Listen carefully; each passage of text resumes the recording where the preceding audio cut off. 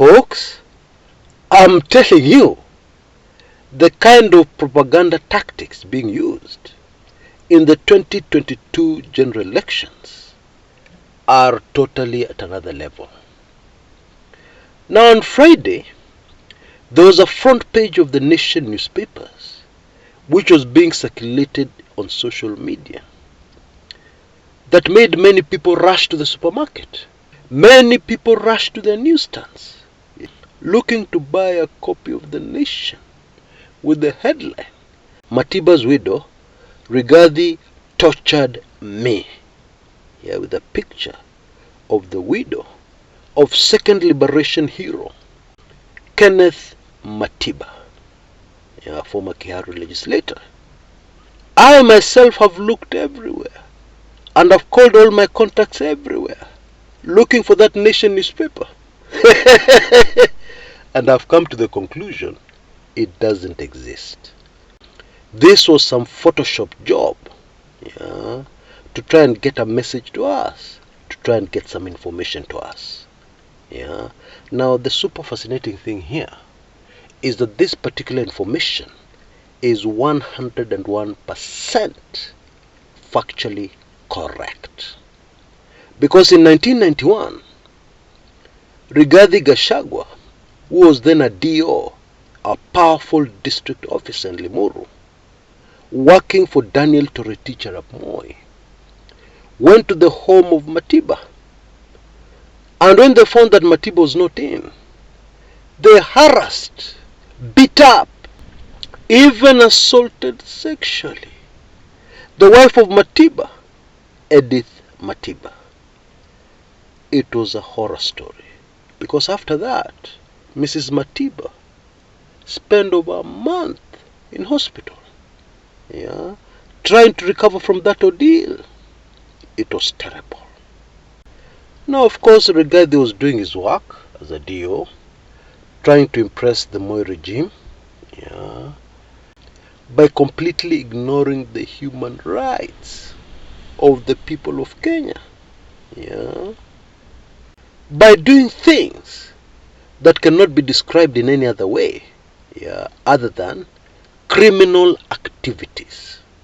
That's what it really was. And of course the point is, this same man, Rigathi Gachagua, is DP Ruto's running mate. Now if you think that is not serious, then I need to remind you that our constitution says if anything happens to a sitting president, the deputy president takes over as a president with full presidential powers until the end of that term.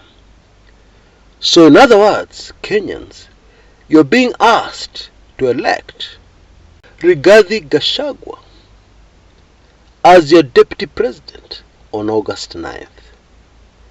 And you're being told that Rigathi Gachagua, whose past record, past utterances, past actions, including attacking a defenseless woman in Mrs. Edith Matiba,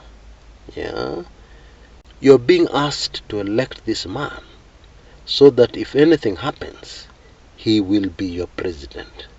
Just think about that for a minute. And you will realize any man or any woman in their right mind would never want to go in that direction. Let's just speak the truth. Now, this propaganda headline, based on facts, seems to be the strategy of Azimio going forward. So clearly, we can expect many more factual revelations, released in many different, maybe sneaky ways, like pretending you're the headline of the Nation. We can expect many, many, many of those going forward. And you see, sadly, for UDA, William Samoei Ruto and Kenya Kwanza, these guys have a lot of material to work with. The corruption cases of the deputy president, the deputy president's record as far as dealing with women is concerned, we can expect a lot of scandals to be released. factual information to be released. Like this headline that somebody was trying to lie to us was the headline of the Nation. But actually it's based on facts. You know what is going to happen going forward is that lies are going to be exposed. And so those who want to vote for those who lie can go ahead and do so. Because granted, it is true, politicians are liars all over the world. They tend to tell a lot of lies. The only rule, and it's a very important rule, is that thou shalt not be caught in your lies. However, it seems that Team Azimio are going to churn out a lot of stuff, a lot of information, that will actually prove beyond any doubt that many things William Samoei Ruto has told us, and indeed the UDA crowd, are just lies. Yeah? Indeed, the very unfortunate thing for the campaign of William Samoei Ruto is that the perception amongst a certain group of Kenyans is that whatever the deputy president says is a lie.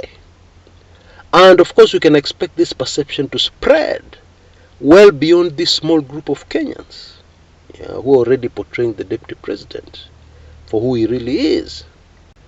I believe this is best illustrated with a recent announcement by the deputy president's team. William Samoei Ruto told us yesterday that 50% of his government, if he wins the elections, will be made up of women. That's very nice. However, consider the following. We know, we have been told, it's on record, that Musalia Mudavadi and Moses Wetangula were told that if they can get 70% of the Luhya vote on August 9th, they will get 30% of Ruto's government after he wins. Isn't that a fact? Mount Kenya folks have been told that if William Samoei Ruto wins, they will get 50% of the government. Okay? Mama Mboga and the hustlers have been told time and time again that they will get 30% of the William Samoei Ruto government. Small parties have been told they'll get 30%. The youth, 30%. And now women have been told they will get 50%. Hiyo hesabu ni kali, because we know you're supposed to come up with 100%. But if you do your calculations of all these things we have been told, so far it's 220%. And climbing. What? It has not even stopped. It is still climbing. I think maybe by August, it will be 600%. Wa. Hii hasla hesabu ni kali sana. This is just one example. And it is a very clear example that maybe UDA and the deputy president are not telling Kenyans the truth most of the time. And every day, even without the Azimio propaganda team working overtime, every day, more and more Kenyans are beginning to see through these lies. Where will it all end? Well, your guess is as good as mine. Until next time, this is Chris Kumekucha.